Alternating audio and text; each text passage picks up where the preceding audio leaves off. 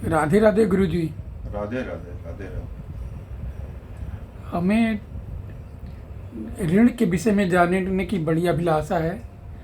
अगर ऋण के विषय में अगर हमके कुछ बता सकें, हमारी अभिलाषा को शांत कर सकें तो बड़ी कृपा होगी आपकी।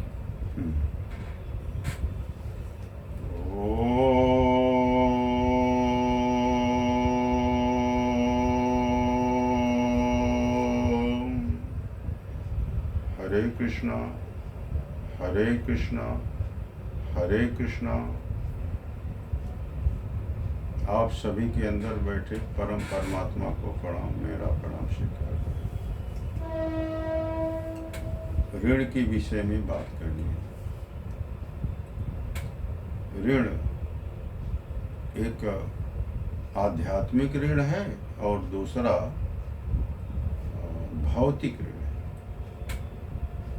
भौतिक ऋण जो हम चारों तरफ संपदा, संपत्ति, रुपया, पैसा, सोना, चांदी, ये सब भौतिक हो गया। हम आध्यात्मिक ऋण की बात करेंगे। भौतिक ऋण के विषय में तो आप लोग प्राय जान ही रहे हैं। तो हमारे शास्त्रों में 3 ऋण की बात बताई गई है। दैविक ऋण, ऋषि ऋण और पितृ ऋण। इसके विषय में मैं बातें करूंगा। पहले हम पितृ ऋण का बृहद अर्थ लेना पड़ेगा। पितरों से संबंधित है, माँ बाप से, और पिता के पिता, पिता के पिता, माँ की माँ, माँ की माँ, माँ की माँ, ऐसे ही आप समझ पितरों से रिलेटेड है। बच्चा गर्भ में आता है तो वहीं से बात शुरू हो जाती है। जीवात्मा गर्भ में आती है माँ की, तो माँ के माध्यम से वह बच्चा शरीर धारण करता है। मांस, मज्जा, हड्डी, सेल्स, शरीर के एक एक अंग माँ के द्वारा बच्चा ग्रहण करता है।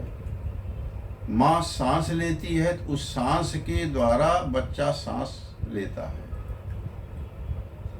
तो जो कुछ भी है प्रकृति माँ के द्वारा बच्चे तक पहुंचाती है। अब 9 महीने तक, 8 महीने तक बच्चा गर्भ में रहता है तो सारी की सारी क्रिया माँ के द्वारा उसे प्राप्त होती है। तो माँ के द्वारा जो कुछ भी बच्चे को प्राप्त हुआ, यह भी एक किस्म का ऋण ही है, आध्यात्मिक ऋण हो गया। बच्चा पैदा हुआ, पैदा होते ही इस संसार की, इस यूनिवर्स की, इस प्रकृति की एक एक चीज ग्रहण करना चालू कर दिया। ऑक्सीजन सांस लेने लगा इस प्रकृति की वायु से, पानी, जो कुछ भी है, गर्मी, ये सब प्रकृति से ग्रहण कर रहा है। अपने यहाँ 9 ग्रह की कल्पना है। सूर्य है, सूर्य की गर्मी अगर इस पृथ्वी पर न आवे तो यहाँ जीव जंतु, जीवात्मा कोई रह नहीं सकती, सब खत्म हो जाएगा। तो सूर्य की गर्मी को ग्रहण कर रहा है और पैदा होते ही 9 ग्रहों की स्थिति जहाँ जहाँ पर है, उनकी उनका जो वाइब्रेशन है, किरणें हैं, वहाँ से सीधा उस जीवात्मा के उस शरीर पर आई है। तो इसीलिए अपने ज्योतिष शास्त्र में है, 9 सब ज्योतिष में जितने भी ग्रह नक्षत्र हैं उसके विषय में ज्योतिषाचार्य लोग सब बात बताते हैं, तो उनका काम है, तो हम बाद में बातें करेंगे इस पर। तो तुरंत ही पिता भी कुछ कम नहीं करता है, उस बच्चे की परवरिश के लिए किसी न किसी ढंग से कमाई करता है, पालन पोषण करता है, और पिता के साथ में परिवार के दादा दादी और भी परिवार के जो भी लोग हैं, अगर ज्वाइंट फैमिली है तो सब आ जाते हैं, दादा दादी चाचा चाची सब आ गए, बड़ी माँ छोटी माँ चाची सब उसमें सम्मिलित हो गए। तो अगर न्यूक्लियर फैमिली है तब भी कुछ ही लोग साथ में रहते हैं, तो सबका योगदान उस बच्चे पर हो जाता है। तो इन लोगों का भी ऋण उस बच्चे पर आ गया। इसके बाद बच्चा बड़ा होने लगा, प्रकृति से एक एक चीज ले रहा है, और जो प्रथम गुरु है वो माँ है। माँ बोलना सिखाती है, चलना सिखाती है, खाना सिखाती, एक एक चीज माँ के द्वारा उस बच्चे को मिलता है। यह भी ऋण ही है। समाज आ गया, समाज का भी ऋण आ गया, तो समाज से बहुत सारी चीज वो सीख रहा है, क्योंकि हम सामाजिक प्राणी, बच्चा भी समाज से बहुत सारी चीज सीख रहा है। यहाँ तक आप समझिए कि अगर हिंदी भाषी हैं तो भारतवर्ष के प्रत्येक क्षेत्रों में हिंदी का जो लहजा है वो देखो अलग अलग हो जाता है, एक एक वाइब्रेशन वो बच्चा सीख लेता है। तो उस समाज का भी ऋण उसके ऊपर आ गया। इसके बाद बच्चा बड़ा हो रहा है, बड़ा होने के बाद पहले गुरुकुल हुआ करता था, अभी देखो स्कूल है, विद्यालय, वहाँ पढ़ने के लिए जाता है। तो जब वहाँ जाता है तो वहाँ जो ऋषि ऋण की बात हो रही है, वो ऋषि ऋण वाली मतलब जहाँ से शिक्षा ग्रहण कर रहा है गुरु जी के द्वारा, वो बहुत सारी चीज सीख रहा है। अब उनका भी ऋण उसके पास हो गया है। तो धीरे धीरे बच्चा बड़ा हो रहा है, सारी की सारी चीजें वह सीखते ही जा रहा है।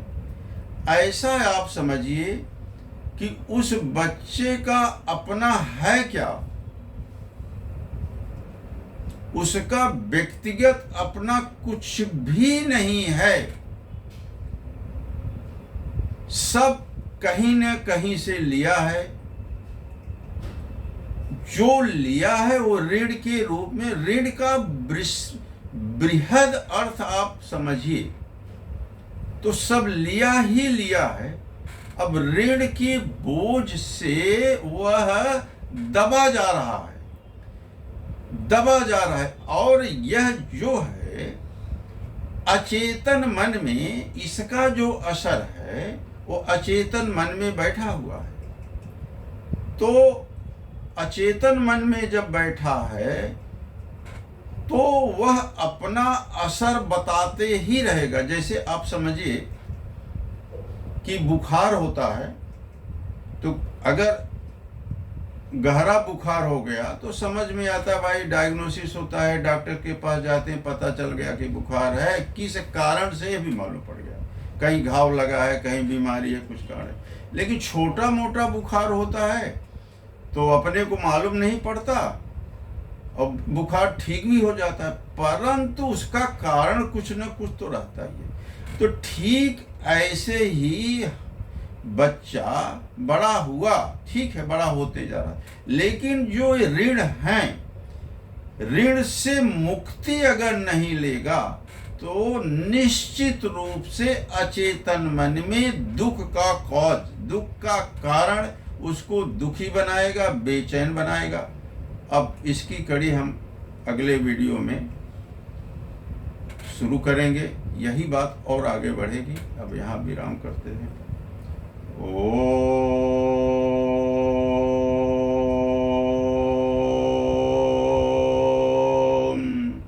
हरे कृष्णा हरे कृष्णा हरे कृष्णा